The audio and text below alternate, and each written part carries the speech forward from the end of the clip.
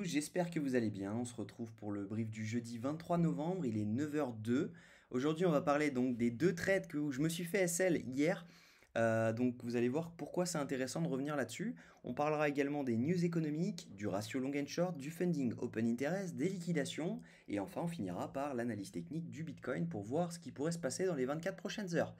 Alors, au niveau donc des trades d'hier, je me suis fait SL pour une erreur d'inattention sur mon premier trade. Tout simplement, j'avais placé un Fibo juste ici, ok, tac, juste là.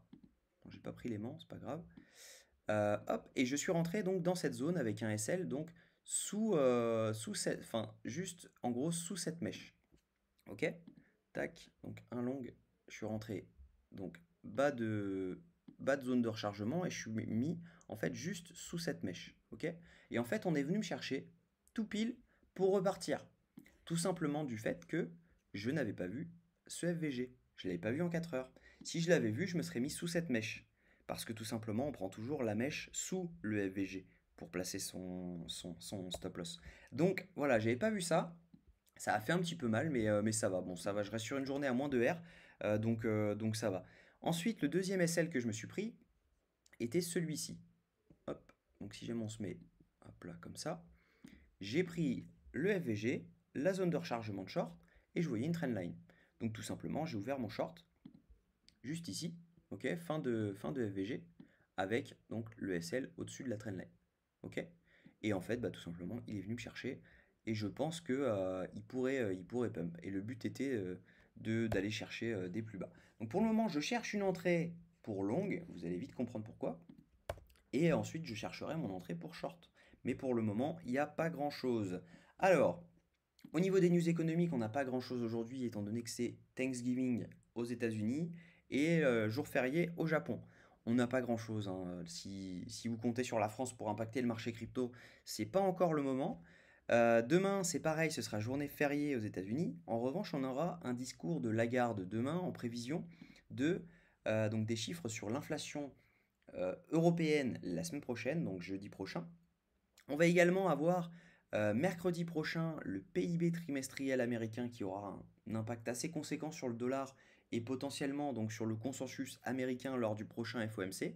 Et également jeudi, journée importante étant donné qu'on aura le PCE Core qui lui a une importance sur les prochains chiffres de l'inflation américaine et donc par conséquent le consensus.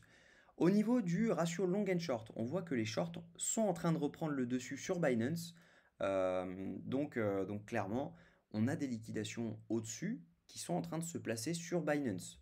Pas forcément sur les autres exchanges, étant donné que quand on prend donc tout ce qui est Binance, BitMEX, Bybit, Deribit, Yobi, Kraken, OKEx, si jamais on fait la moyenne de tout ce qui se passe sur ces exchanges, eh ben on voit que il y a autant de longues qui s'ouvrent qu'il y a de shorts qui se ferment, puisque l'open interest ne bouge pas. En revanche, le funding, lui, monte. Donc ça veut dire qu'on a plus de longues en majorité que de shorts. Donc ça, c'est assez...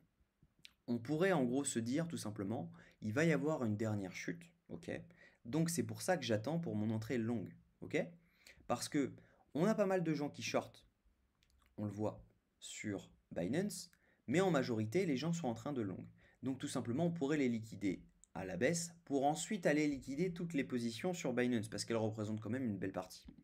On va voir, hein, mais donc tac, sur la semaine, on voit qu'il y a des liquidations là-dessus. Si jamais on se met sur 3 jours, on voit qu'il y a pas mal de liquidations à la hausse. En revanche, sur une semaine, bah, il n'y a plus grand-chose. Tac. Donc on voit que les liquidations sont à la hausse. Sur un mois, les liquidations sont à la baisse.